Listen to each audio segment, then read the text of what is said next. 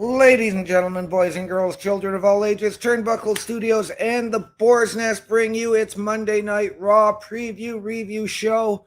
I am your host, OMD, joined as always by the right hand of the Boars Nest, the Bulkster, Mr. Terry Haunts. Bubba Duke is off working the shoot job tonight. How are we doing, Bulkster?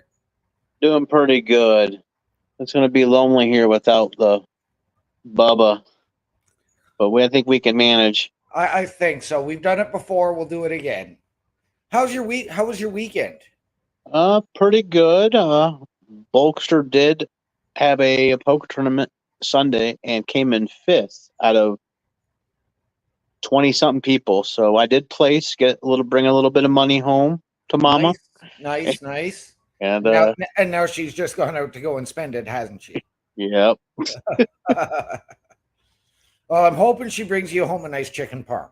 Yeah. Oh yeah, that's on the menu. Beautiful. Yeah, I had a very quiet weekend. I had a little bit of time with my boy. That's So good. it was very nice. We got out, did a little bit. His mom even came and joined us. So, we did things as a family. As a family, you gotta love that. So it was quite enjoyable. Okay. So let's actually start off. Let's touch a little bit on NXT from last night. Yes, great show. I thoroughly enjoyed it. I watched it live with my cousin here. Right. And we both was really excited. We had a few big pops. One big pop I had was during the Obafemi triple threat match. I mean, there was just some feats of strength that he does, launching Wesley in the air. Right. I mean, we was just like solely amazed. We're like, wow. So Obafemi is a star. Hopefully he, from what I can see, can talk on the mic. So if all signs show that he might be a really good contender when he comes up to the main roster. He will be. In fact, there was a dream match pitched because Chris Best and I did a PLE patrol last night with Bubba Duke. And that was a fantastic match. I absolutely loved that match. I find that Oba still needs some work on the mic, but I think that might be a little bit of his accent. But fantastic match, fantastic worker. Everything that was done in that match was just paced out so well. And I mean, I had Obafemi retaining. Anyways, I had called it. I know there were people that said it was going back to Wesley. No, you're not gonna. I couldn't see him putting the belt on him in his first match back after a year off. Hasn't if not am I not correctly, this is the second time Wes got injured. He came back and then got injured pretty quickly after, didn't he? He was out with a knee injury, came back, and in his first match back, he wrecked his back. Yeah, so he's gonna have to build some trust with management to know that he can hold, not be injury prone for a little bit. He has to build some trust back for that. He does. Before they put a title on him. He does. And let's go to the history maker, the women's North American title ladder match. Yes, that match was also a lot of spots, a lot of cool actually it was not even double team. It was more like 5-on-1 when they picked up Lash and picked her up like they were on a conga line and just tossed her ass first onto the ladder. Even my wife was like, oh man, that would ruin my hips. Yep. Well, she landed on her hip, but yes, fantastic match. Another one where I was proud to say I picked the winner. You picked the winner for that one? I had Kalani Jordan winning. Yeah, I did not see that at all. And it was a nice different pace because if you knew this, and I heard this through other people, that you didn't have the same ladder match as in like, oh, slowly climbing up to get it. I mean, she quickly got up there and just snatched it. Like it was like it's a different pacing of that match than we've had in the past. Right. Typically, it's always last move, and oh, you're just struggling to get up there, and you're even trying to. But she went up there like a cat. Yeah, and we didn't even see the typical, well, let's have 3 ladders in the ring with all 6 women up there. Yeah. So, I was glad for that. I love seeing the Soul Loka stunner move off the ladder. The Soul Snatcher, yeah. Yeah, Soul Snatcher. That was great. My cousin popped for that. Yep, that is a hell of a move. So, and then let's see, we got we have the tag team match. We had the OC versus Frazier and Axiom. Yes. That was my match of the night. That match absolutely stole the show for me. Yes, it had a lot of, man, just the pacing of it was really good. The OC really showed that. I mean, they're still contenders for these titles. And yes, they had they didn't come away with the win, but they really, they almost did. I mean, Right. They See, were close. I had never really been sold on Frazier and Axiom. Like I'd seen them wrestle before, but they never really took my breath away. But last night they had that veteran guidance of the OC in there. The OC was allowed to work and do what they can do. Mm-hmm. And I don't know why we're not allowed to see that on the main roster from them. And Axiom and Frazier, that whole match paced out, played out really, really well. Definitive result, clean win, and it would have been clean either way because, I mean, Michin, who is OC, was, of course, out in the back in the trainer's room after the ladder match. Yeah.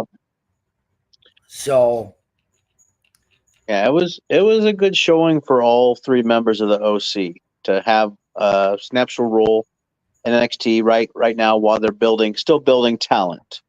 They're building names, and because names, from the draft have went, and they need to fill those spots. Like I said, those women that were in that 6-man woman ladder match, some of them are more powerful. Like the one that won, I don't know too much about her. I mean, I know she's been in matches, but as in like really putting the face, like that's why I was surprised. I knew Masham because of she being the main roster. So Loka, because of her finishing move is so unique, and I've seen that several times. And then some of the other ones, Lash, just because of her and Trick. But the other 3, see, I knew the Fallon because of the Cowboy Act. But the one that won and I think the other one, I didn't really know too much about. So hopefully I'll see more with them and get to know. And see, there were a lot of names. And yes, you're right. Like Jada Parker is another name that I'm not sold on. I've seen her do her thing a little bit, but never been sold on her. But there are a number of other names that, for whatever reason, they didn't qualify. And these are some of the newer names on NXT, like Carmen Petrovic and Izzy Dame. Mm-hmm. There were even main roster talent that could have gone over to NXT and done this ladder match that just aren't being used on the main roster, like a Tegan Knox. Yeah.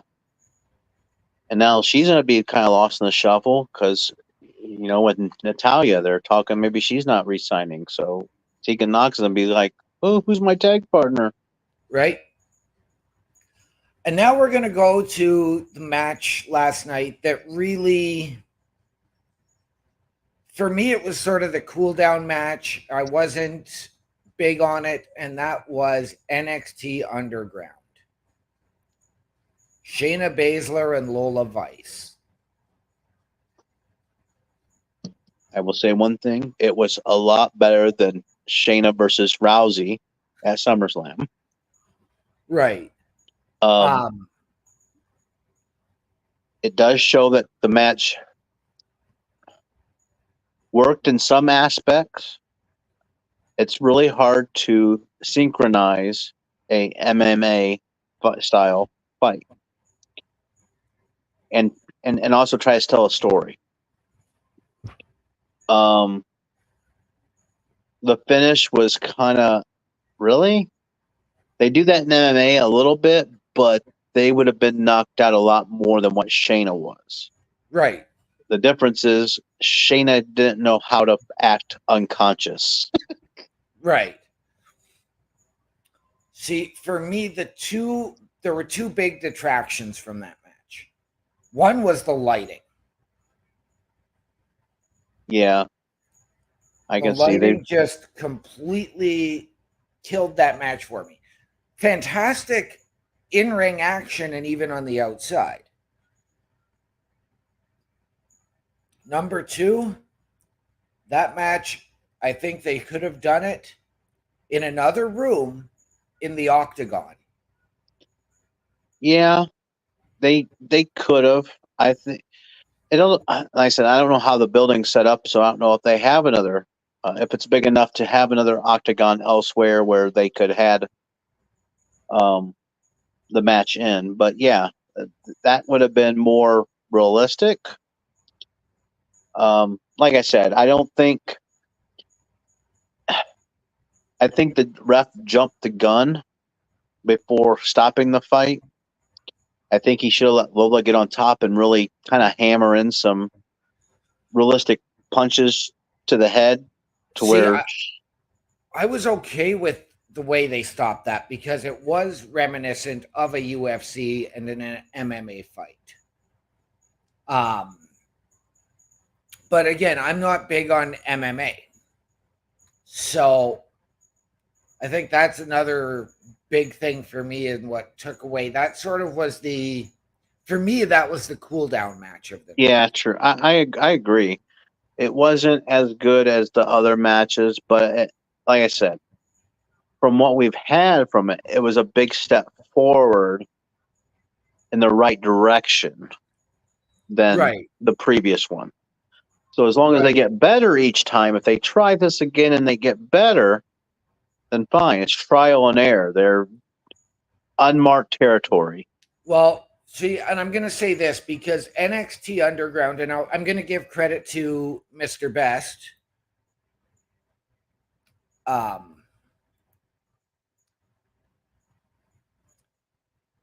There he is. Good evening, Chris. How we doing? He said it last night. The reason for the lighting is because they wanted to present it like a UFC fight or a boxing match. Maybe so. It just took away from that match for me. I really didn't like the lighting. But yeah, for me, that match was the cool down. But with NXT Underground, they've been doing it a little more frequently, getting their practice in, their reps in, whether they've done it on NXT or now at the PLE. And it's come across so much better than it did when it was Raw Underground being run by Shane McMahon. Yeah. Yeah, I agree. Like I said, I think it wasn't the best match. No, I think it was probably the worst match of the night. But like I said, I will just say that I'm glad it was improved from, like I said, I'm basing it on the Shayna versus Rousey match, the only other one we've had. And either it's one or two things. One, Ronda Rousey can't do either wrestle or do a mock MMA, and Shayna was carrying the match and couldn't do it all on her own at SummerSlam. But this one, I mean, like I said, both of them, it was a little bit different. It didn't have all MMA. It was a little bit of both. Right. because of when they got outside the ring and stuff like that. Right. But yeah, we'll see. Like I said, 3 strikes and you're out, they always say. So I guess they got one more try to get it sold. They bring it back for one more. Well, see, they had done Natalia versus Lola Vice a few weeks ago on NXT for Oh, NXT Underground. And they've had these underground matches going down for a while, but there's more lighting when they do it at NXT. true. And I heard there's been talks that they were having that some of the wrestlers weren't happy with the ring setup and the set because they didn't have enough room. That's one of the things we noticed too, was it was a very narrow ringside area. Mm-hmm. For fans, it's great. You're closer to the action. Yes. Then we've already discussed Oba Femi and the triple threat match. Yeah. Jordan Grace and Roxanne Perez. I liked it. I liked that match. I loved how they, introduced her. I like the fact that, they're really pushing, this working environment with another organization. Did I think that she was ever going to win that title? No. I mean, then people would say, well, if you already know she ain't going to win, why even have the match? Well, it gives a lot of people hope that that'll happen. But it could have happened. I guess I could have been learned wrong, but the way it ended, it builds story for TNA's story because of Ash by Elegance. We'll probably get a title match with Jordan Grace at the next PLE, even though it's a mystery. It's either going to be her or it could be that Tatum. Right. Or it could be a triple threat with Tatum, Ash, and Jordan Grace. I have it as the triple threat on Friday night at Against All Odds. So that'll be interesting. I like how they're mixing it. Yeah. I don't think a WWE person's going to win a TNA title yet, and I don't think a TNA person's going to win a WWE title yet, or NXT title, because they're the same thing. But having those matches and building rapport with those companies, future down the line, we might see something. But it's going to have to be the right time, the right place, the right person, that kind of thing. Absolutely. And on to the main event. Trick Williams and Ethan Page. That match was entertainment. Like I said, I didn't know. I mean, I learned from the show that Ethan Page was in TNA and also AEW. I knew AEW. I seen a tweet or something from Cody Rhodes saying good luck to his old friend. And I think probably because Cody Rhodes probably hired him, or was one of them that did hire him. I knew he was alongside Matt Hardy's group for a little while in AEW, but didn't know too much about him. After he can talk on the mic, that is good. He has charisma. He can talk. He's already sold me on the ego thing. I like his. This is the first time we've heard his theme music. I liked it. Right. His demeanor, his mannerisms are all cool. He just seems like a jerk, and that's his character. And so it played off. His ego was too much. He thought he had the 3 count. So when he got sidetracked with the ref, and maybe that's his MO. He's going to argue with the ref too much and then he gets sucker punched. Yep. Well, you see, that ego is what you get with us Ontario boys. He is a Canadian. He is from Hamilton, Ontario. Okay. So about 8 hours south of where I live. Oh, okay. Um, but no, he is a fantastic talent. I've watched him going back to TNA and Impact Wrestling when he was a tag team champion there. And yes, he did work alongside Matt Hardy and Who'd he but tag with in Impact? Josh Alexander. Oh, did they have a team name, or are they just going Ethan Page and The Alexander? North. The North. Okay, so I remember here in the North. So, I went a history lesson for the Bulkster. Yep. Again, like I think you hit it up right on the head there. It was he's got the ego. You saw all that play out. You saw he stayed true to the all ego character from when I first started watching. He looked phenomenal in the ring and he brought it.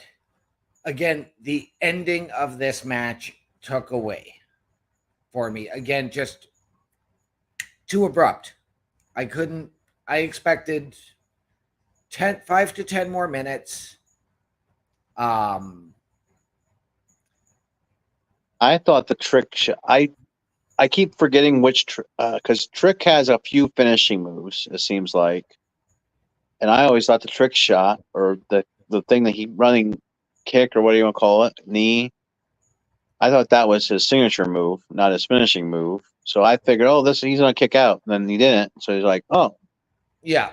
Yeah, the trick knee. I mean, the end of that match brought me right back to the end of Stand and Deliver. And again, just that abrupt ending really took away from the match for me. isn't Trick knee sort of like the same Daniel Bryan knee? No, because Daniel Bryan's knee was more of a running shining wizard. Okay. This was just sort of a jumping knee strike to the jaw, which we see countless times on countless shows, and everybody kicks out. Mm-hmm. So, as I'm going to call it, the trick knee just took away from the end of that match for me. Yeah, I would rather have seen it go to a double count out, a DQ finish, something. Yeah. Like I said, it probably won't hurt Ethan very much. He'll most likely get a rematch, I would assume, or still be in the title picture. He'll be in a title picture, but I can't see him getting a rematch or anything soon because there's nothing left to go, nowhere left to go with that. Yeah, that's what I mean. Either it's going to be a triple threat type situation, or he'll go for a different title. Yeah. That and he's better, and then he's also in a feud with another group there too. He's got the rivalry now with Metaphor, so with Lash Legends Group. Yeah. So, but as we have eaten up a good 25 minutes discussing NXT, it's kind of like that chicken parm, isn't it? The time just goes like that. It goes by fast, but man, is it good. Let's do a little bit of a Raw recap from last week. Yeah, let's do that. So, last week we had Ludwig Kaiser defeating Sheamus. Yes, we did. Didn't know what to make of this match at first because, Ludwig Kaiser has been Gunther's right-hand man or lackey, bodyguard, voice, or introduction voice, kind of like a jester. But he really showed his potential as a single star. He took a beating from Sheamus. He put on a beating to Sheamus.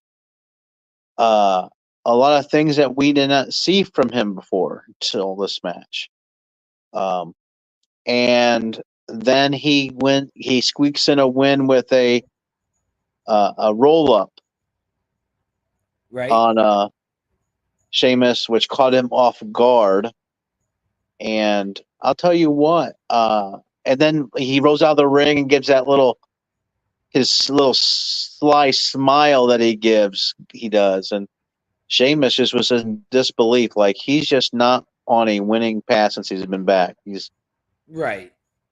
So I'm hoping this feud isn't over.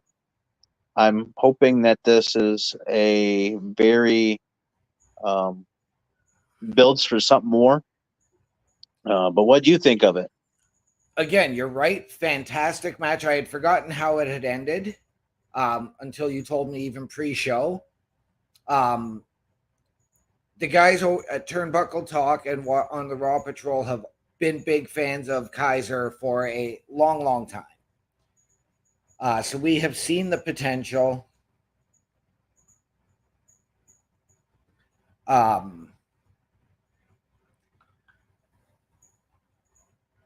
much, I'm going to suggest a storyline that I'm not even a big fan of.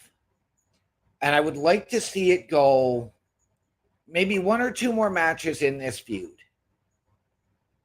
With, if Kaiser wins, Sheamus becomes his servant.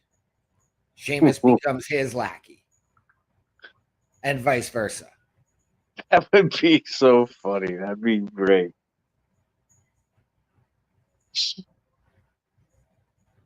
That would be interesting. But yeah, that was the biggest win of Kaiser's career right now.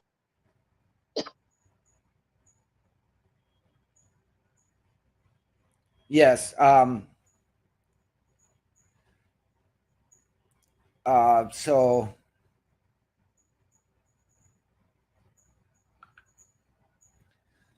yeah, that would be fantastic to then see, because I'd like to see Kaiser sort of, now as we've got Gunther challenging for the world title at SummerSlam, I'd like to see Kaiser move into that echelon to battle with Chad Gable, even though we saw it when Alpha Academy were faces, and Sami Zayn for the Intercontinental title. Correct. Next up, in a match that we did forget about, I mean, still a great match, Finn Balor defeating Dragon Lee in the opening contest of Raw last week. Yes, that match was good. I don't recall very much of that match. I just don't know if I just wasn't into it or whatnot. I do remember. Okay, I do remember Carlito coming out to interfere again and cause. But Dragon Lee lost because it's his own fault, though. He could have chosen and stuck with the match, but instead he turned his sights to Carlito and jumped to the outside. Right. And I mean, this is just building on that, adding to that building feud between the LWO and Judgment Day. Yeah. Which is ultimately going to result in another match that I don't want to see, and that is going to be Dom versus Ray again. But I don't know. Dom seems like he's very preoccupied outside of Judgment Day business, though, too. He is. So I don't know. He's not seemed like he's too interested in the whole feud with the LWO. He's more interested in, I don't know, he just hasn't been around. When they're talking about the NWO or whatever, he's just not around. Right. But, and I think that that's part of the whole storyline, is that Dom is too distracted to focus on his father and those goings on. It'll get to be one of these things where Damien stands up and says, "You need to take care of your dad," or whatever. Not. Yeah. Then we move on to Braun Breaker defeating Ricochet in what was actually a great match. Yes, very good match. wasn't a squash. They allowed Ricochet to get some offense in what was his, well, as far as we know, his now second last match on Raw. Yep. It's unfortunate that as of right now, we haven't heard of anything of him making a deal to extend his contract or anything. So any time now could be Ricochet's last match or last sighting or in the WWE. Right. This was if this was his last match, at least they let him go out with a bang. They didn't let him just get squashed. Right. Some of the offense was great. I mean, Braun is just so fast. Sometimes I feel it's careless a little bit. Right. But as long as he's not hurting anybody and people are able to, not get injured by what he's doing. Right. And it looks amazing, fine. Because I love that Frankensteiner. That Frankensteiner was amazing. It was. Where it took a little bit away from me again last week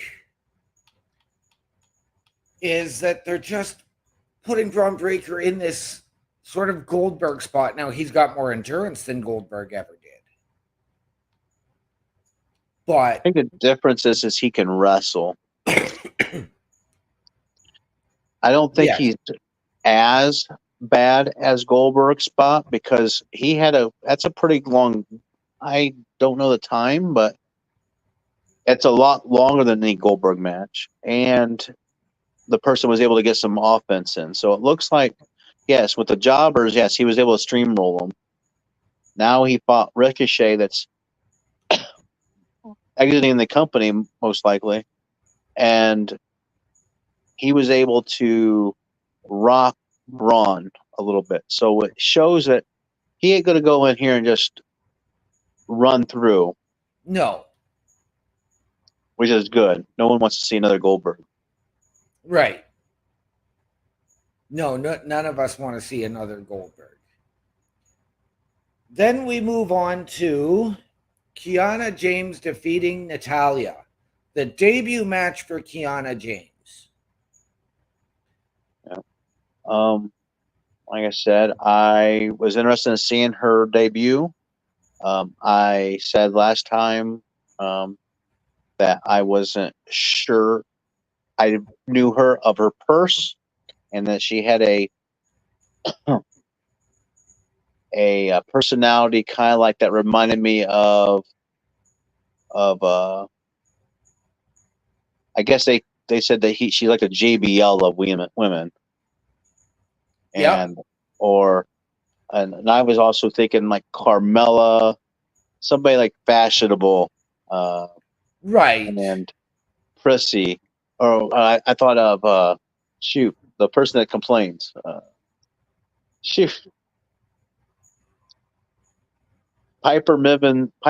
Piper's Chelsea Green. Chelsea Green. I was thinking Chelsea Green also. But yeah, after watching her, she held her own. Natalya, of course, she does great work and helping these newcomers get in, and get situated. And if this was like a trial to see how she does in a big atmosphere, Natalya is a good person to put her in with. Right. And then give her advice afterwards. Yeah. Well, Kiana was a surprise call up at the draft. Like, I don't think any of us were expecting her name to be called. To give her debut, I don't want to say this quickly because we'd sort of waited on it. But I mean, even back in NXT, I wasn't completely sold on her at first. But the more I watched, the more her character grew on me. And yes, the sort of the female JBL, the female $1 million man. I'd like to see her develop. I hope they don't rush her with anything and like try to strap a rocket ship to her. Yeah, I don't think she's ready for that. No.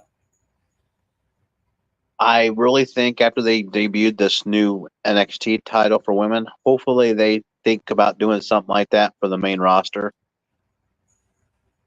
You know what? I read something on this the other day, and I don't think it's really warranted. I think you're really trying to showcase now your women's tag teams, and in order for to do a secondary or a mid-card women's title, it's going to take away from that, because then you're going to be splitting up teams or Yeah, having these teams face because off.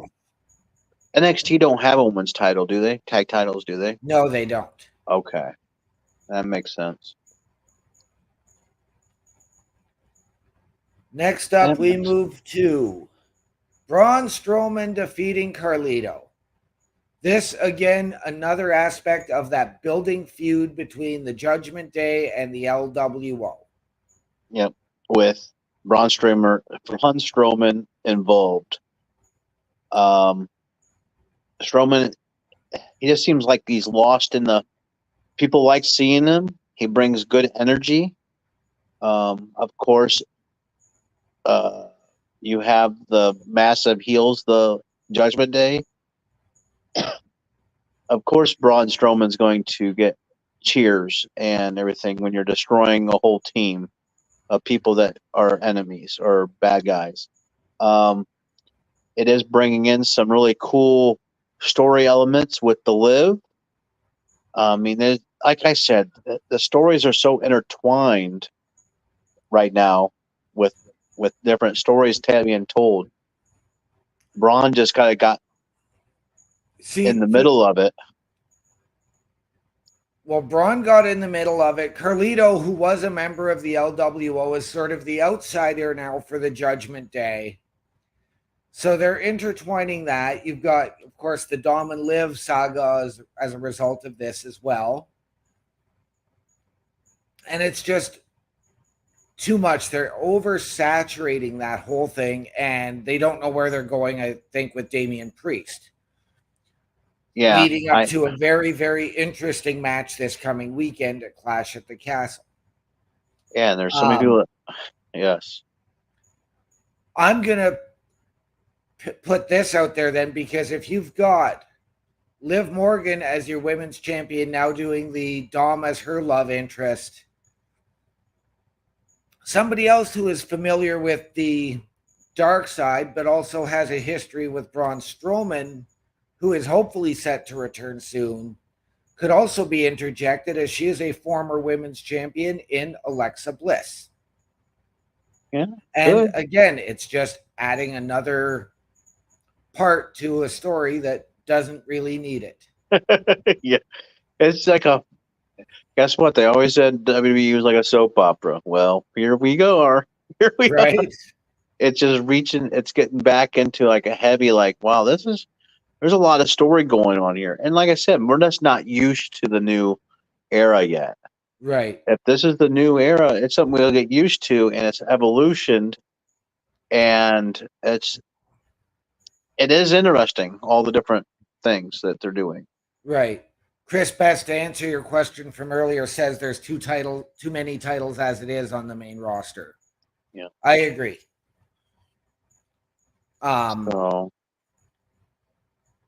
Then we go to Bianca Belair and Jade Cargill in the women's tag title match against Zoe Stark and Shayna Baszler.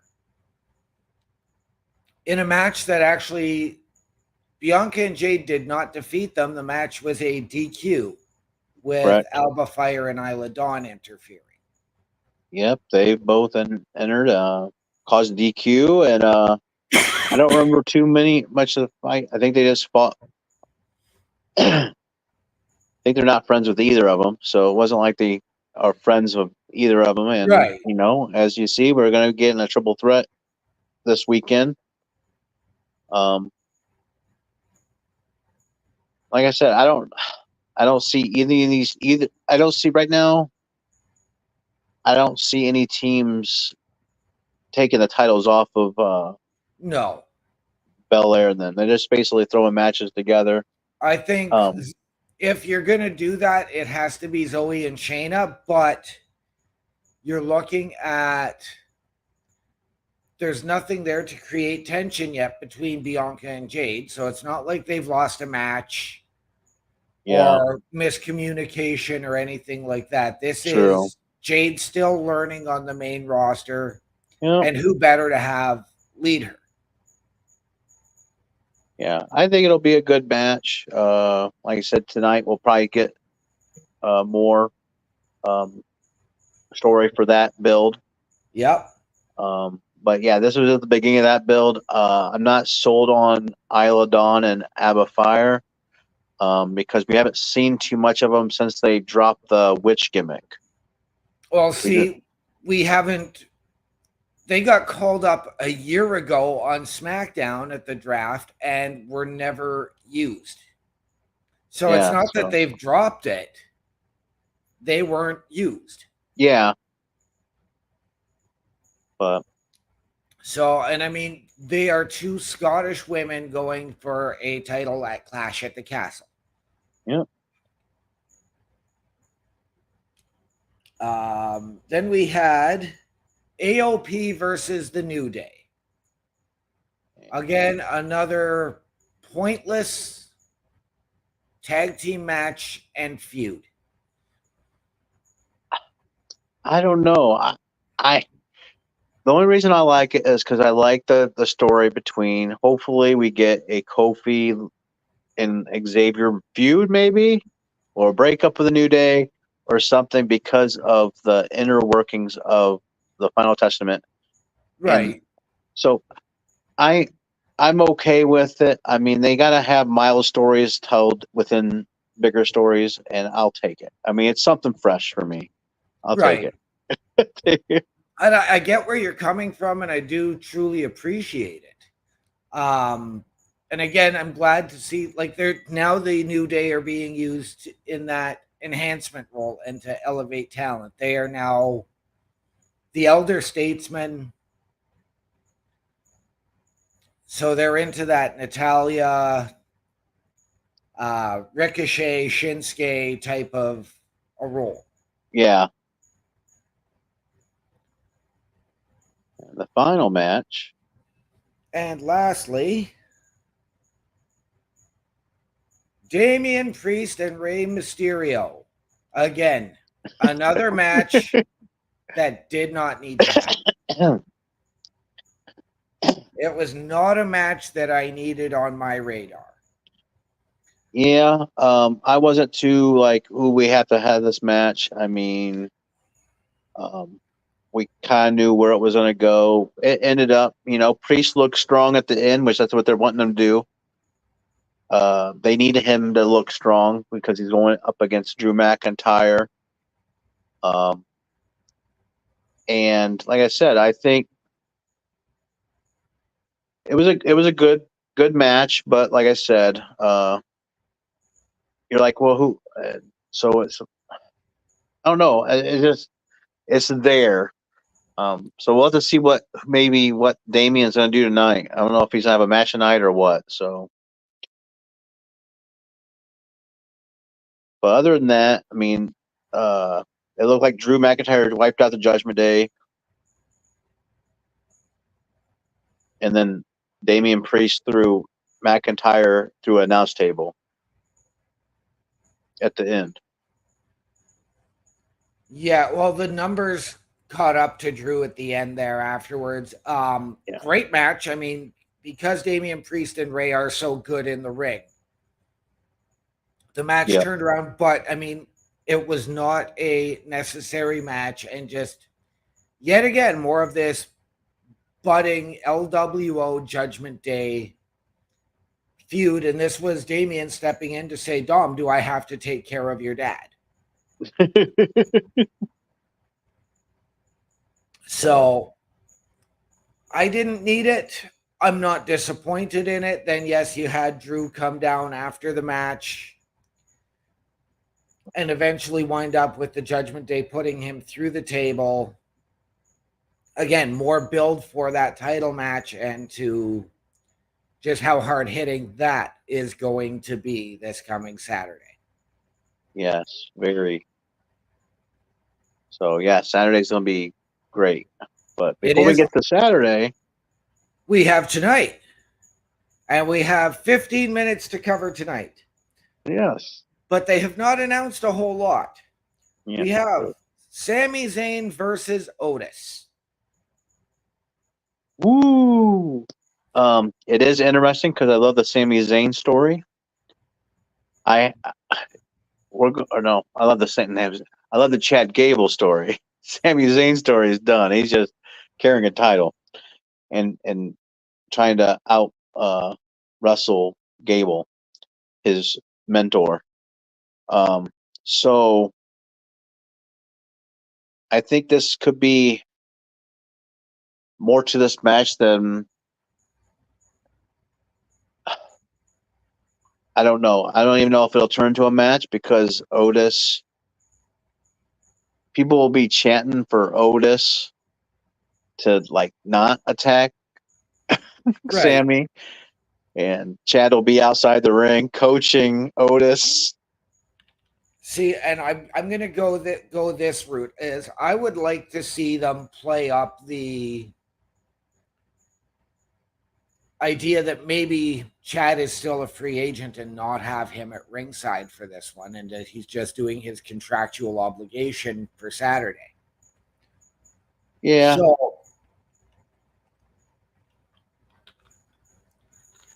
but I think it's going to be ultimately this is going to be a fantastic match. Sammy can work with just about anybody, yeah. and I mean Otis has come a long, long way since his days in Heavy Machinery. And I thought Otis already fought Sammy not too He long had, ago on Rawls. I believe he did, but now this is going to further that story going into Yeah, Saturday because Otis doesn't have to win. He just has to go in there and soften up Sammy. yep, true. That's all he wants to do. So I'm going to propose this. Do we get the Sami Zayn squashing Otis in this match? No, like I said, I think Chad's going to get involved. I think he's actually going to be out there trying to tell Otis to, do this, do that, don't do the worm, don't do this.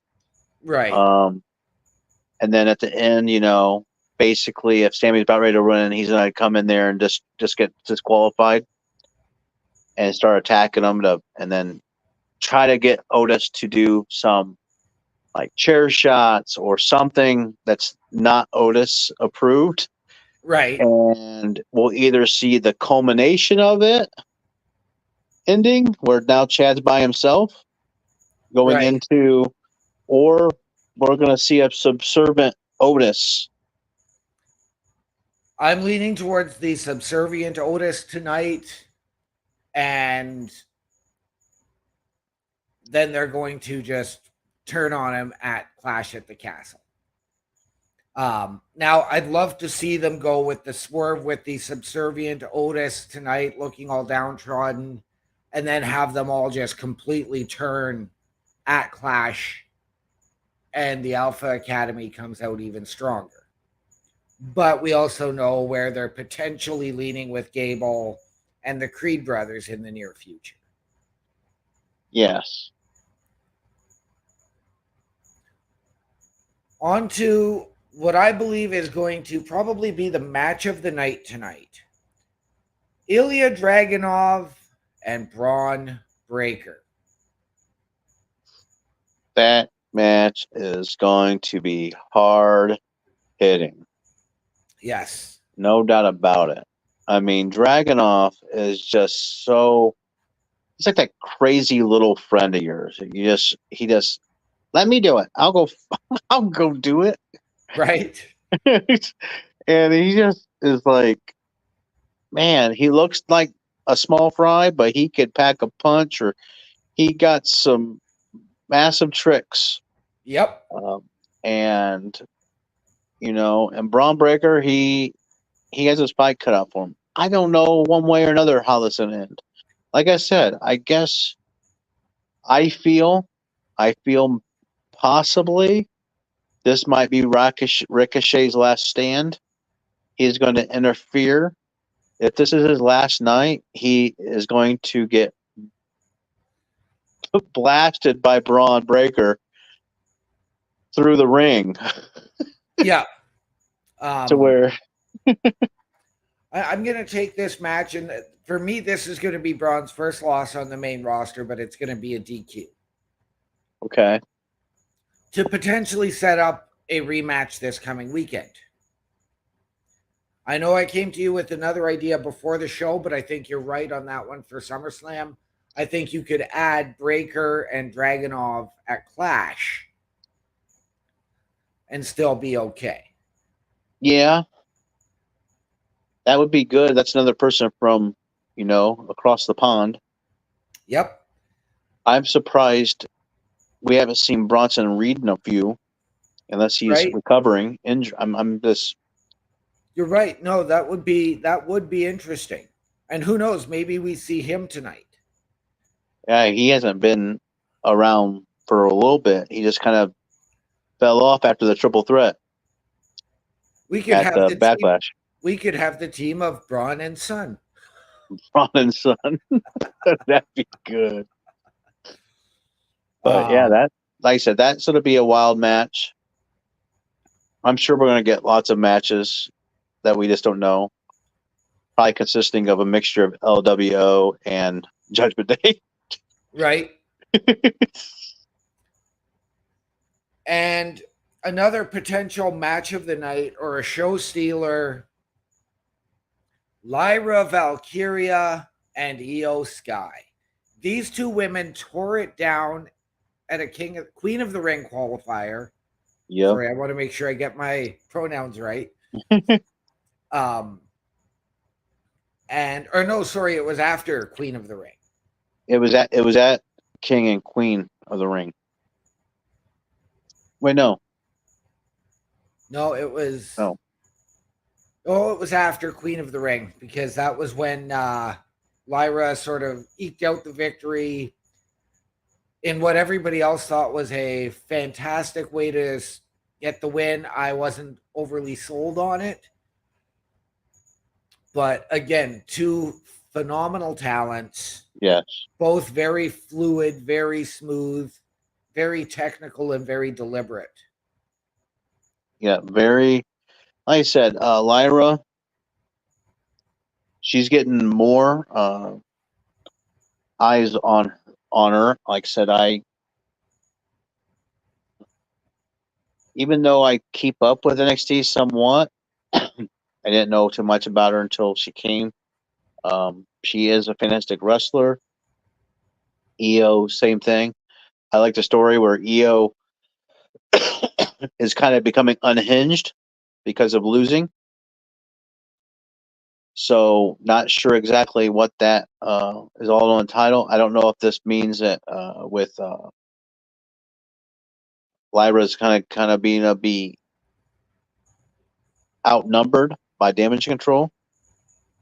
But yeah, it should be an interesting match and could be a good. I'm just looking for a good match. I'm not sure where the story takes it. Right. Yeah, it's going to be interesting to see how this unfolds, because we had all heard and everybody was expecting Lyra to win the Queen of the Ring. And I'm thankful they didn't just strap a rocket ship to her. So now she can build this, and she's working with another former NXT champion and somebody who's fluid, who can lead her and show her how things are done on Raw. So they have some potential things, other stuff to keep our eyes on for this week for Raw is to keep an eye out. We'll most likely acknowledge Damian Priest pinning the Rey Mysterio. Yeah. So we're gonna have some kind of thing with that, probably with Liv Morgan, with all Judgment Day. We'll have more story of that. We're gonna probably have some interaction with Kofi and Xavier about their loss, with with the Final Testament and might cause some more tension. So let's look forward to some stories with that. Yes. We got to find out how Sheamus is going to take this loss from Kaiser. How's he going to handle the setback? What's Sheamus's next step here? Right. Of course, we're going to get some more build for this tag triple threat match at Clash of the Champion with Shayna Baszler, Zoe Stark, Alba Fire, Isla Dawn, and then Bianca Belair and Jade Cargill. There'll probably be some. Yeah. I won't be surprised if we don't get a Shayna Baszler, Zoe Stark versus Alba Fire and Isla Dawn match. Yeah. I won't be surprised. I can definitely see that. I like where you're hitting. Tonight. I like your thinking there. Of course, we got Kyra James. She just beat Natalia, so who knows if she'll have a match tonight or if she's going to be rubbing it in Natalia's face. Because Natalia says enough is enough and it's time for a change. So what's that mean? Right. Does that? And she did show up at Battleground, she was at Battleground, and she said that again. And then I just realized this isn't, and I don't know too much about him. I just brought it up. It just come up. Where is Odyssey Jones?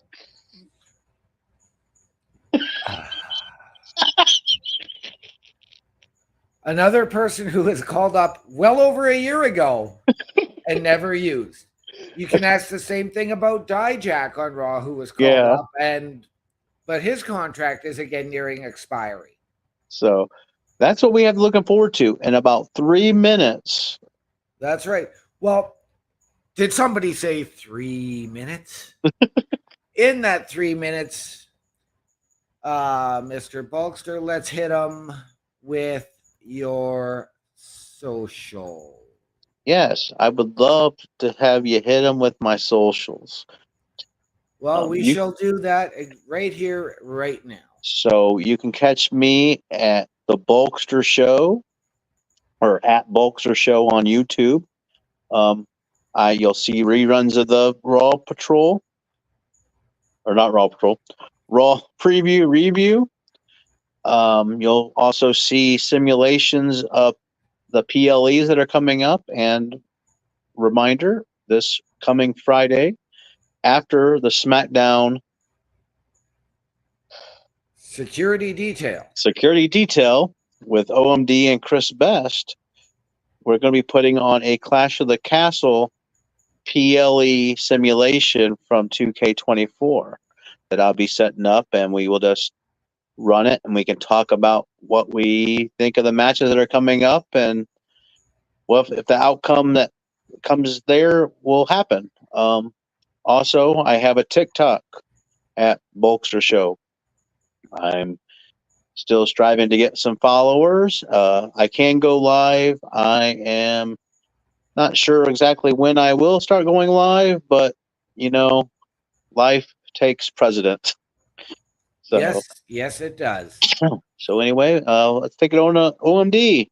Well, I'm going to send it over. I'm going to shout out Bubba Duke, even though he's AFK tonight and on the shoot job. You can get him YouTube at Bubba OMD. So you can get me there as well, or on Twitch at the Boars Nest with Bubba Duke.